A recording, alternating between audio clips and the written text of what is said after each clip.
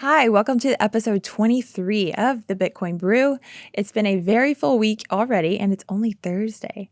Some of the week's hottest topics include the Dow rally on Wednesday, Twitter might be getting a new CEO, and troubled Bitcoin miner Core Scientific announced that they filed for bankruptcy and will be significantly restructuring, unfortunately. Today on the Brew, we'll talk about a Bitcoin in a review of this year, new proposed legislation aimed at reducing crypto mining emissions, and a breakthrough on the energy front and the latest with SBF. All right, Amy, you're going to start us off today.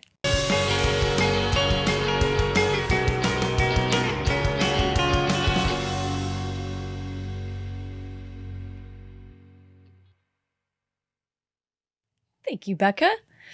If you're like me, this is the time of year where you take a stop, look in the rearview mirror, and kind of assess where you've been, where you're going, the good, the bad, and the ugly. It kind of sets your tones for your New Year's resolutions, if you believe in those. Some people are very anti-New Year's resolutions.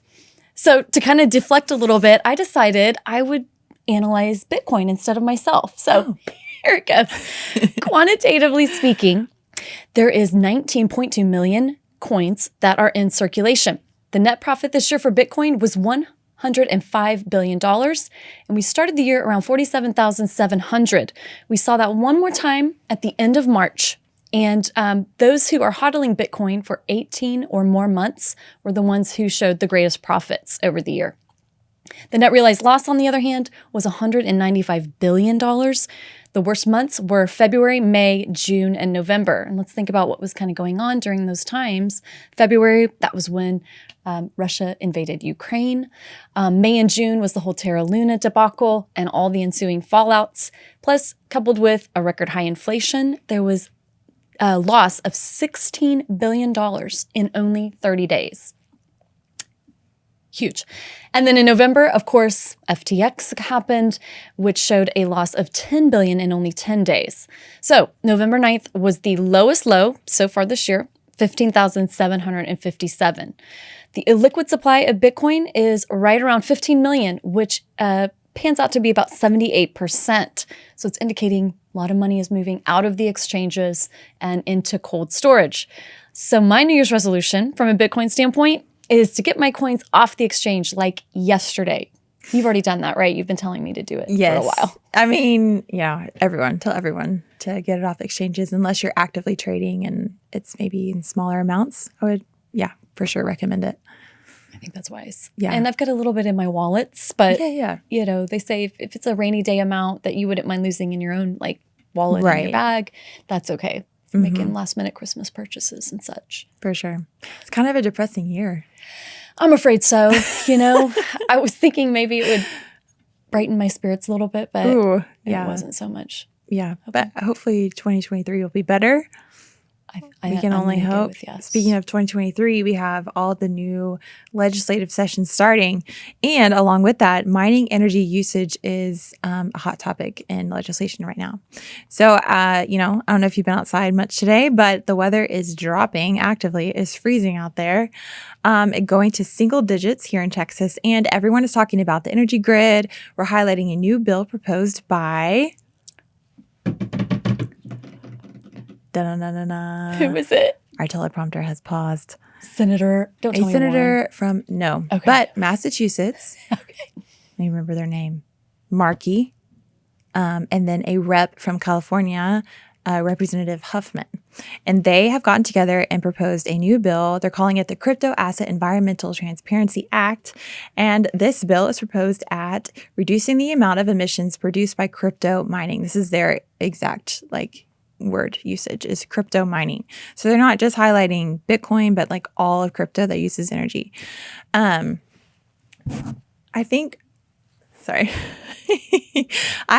that Bitcoin mining companies would happily comply if every industrial facility who consumed over 5 megawatts of energy also reported.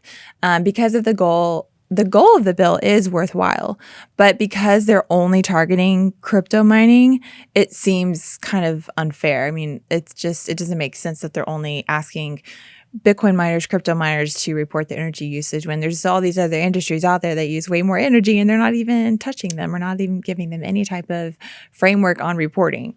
So I looked at the bill, kind of read through it a little bit. It's not that long, actually, like maybe 13 pages or something. One of the things that I saw on there was this highlight. It says, crypto asset mining is an emergent industry, and the potential of crypto asset mining to exacerbate systemic racial, social, environmental, and economic injustices is not sufficiently understood. Which I'm like, why are they talking about this? And then I thought, you know what? I hope that they do dive into all of these topics because I think they'll be pleasantly surprised with what they find. As it relates to Bitcoin, I mean, all the other cryptos are just a little bit different, so it's hard to know exactly where they're coming from. But I thought that was a really cool thing it's a good thing to talk about, and I think they'll be happy with what they find. I'll be pleasantly surprised. Yeah. I get that. And so you're thinking maybe they should be encompassing all the data centers, not just data centers that mine crypto. So if their goal is really to protect the environment, then this should have happened 20 years ago. Yes, I do think that every facility should be reporting what their emissions are, how they're, mitigating those. Yeah, and crypto right along with them. I think it's equally important that they come under the same scrutiny as everybody else. Certainly. I'm wondering with the plummeting temperatures, as we were talking about, I wonder if some of our facilities are shutting down in anticipation of this increased demand on the grid. Oh, they already are. Yeah, a few of them have announced it, the big ones here in Texas. So excellent. Well, hopefully this will not be another Uri type situation. It'll definitely be cold, but let's keep the precipitation out of the mix this time. I hope so, yes. So speaking of energy is obviously a very hotly debated topic, and a ton of money, energy, and research have all been invested to find a better alternative to oil and gas. And I wanted to highlight a significant discovery that occurred on December 5th at the Lawrence Livermore National Laboratory in California. Using lasers, there was a net energy gain that exceeded the threshold to ignite. So nuclear fusion is a reaction in which two or more atomic molecules, atoms, you get them to join together. And when the difference is, when the reactants are different than the products, there's a net release of energy. Sometimes it's an absorption. In this case, it was a release. And the new atomic nuclei that is formed, that's what causes the difference of the energy. So this group, what they did is they had a core of a hydrogen isotope. They were using lasers to point at it, right? Think of the way our stars and our sun, they release energy and light. So this was the kind of reaction. The lasers were pointed at a pellet of deuterium and tritium. I don't know if I'm saying that right. These are isotopes of hydrogen. Honestly, I wouldn't know, but it sounds right. It sounds right. The fused atomic nuclei release 3.5 megajoules of energy, which is 50% more than the energy they used to heat the pellet. So this is significant. Kim Butel, she's the director of the Lawrence Livermore National Laboratory, says, I don't want to give you the sense that we're going to plug the National Ignition Facility into the grid. That's not how this works. She added, it's a fundamental building block. So it's hard to say when or even if this work will yield a new energy future, but fusion researchers see the technology as an incredible tool for humankind. Abundant, clean energy, whenever that's ready, could be 20, 50, or 100 years from now. But very cool development and could solve a lot of our issues that we're seeing with it. Yeah, this sounds like too good to be true almost. Yes. Yeah. And this was all privately funded, all the research. So now that this breakthrough has occurred, I see lots more monies flowing in, possibly making it public so that, we can start to dive in and replicate and hopefully get this. That could be a game changer. Truly. Very exciting.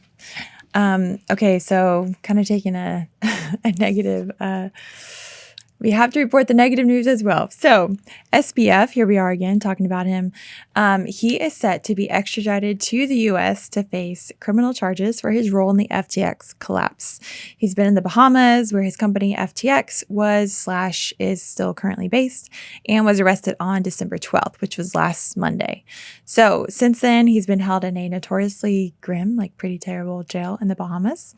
But he agreed on Wednesday, yesterday, to begin the process of being transferred to the U.S. to face charges. I saw a caveat somewhere, I think in the New York Times, that he's maybe hoping to get bail here in the U.S. because he was denied bail in the Bahamas. Honestly, this whole situation is terribly sad. It's sad for Sam. I mean, in that his life is pretty much over as he knows it, probably.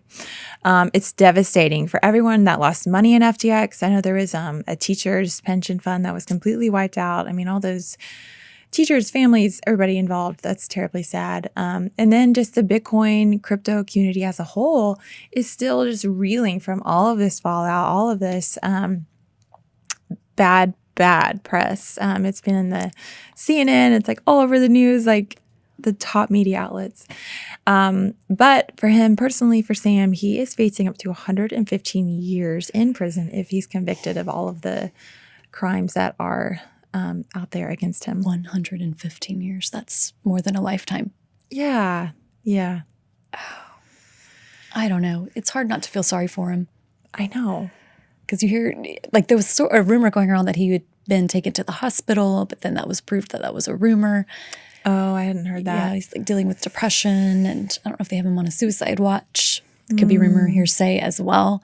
Yeah. But his cohort, Caroline Ellison, did you see her in the news this week? I heard she pleaded guilty. That surprised me.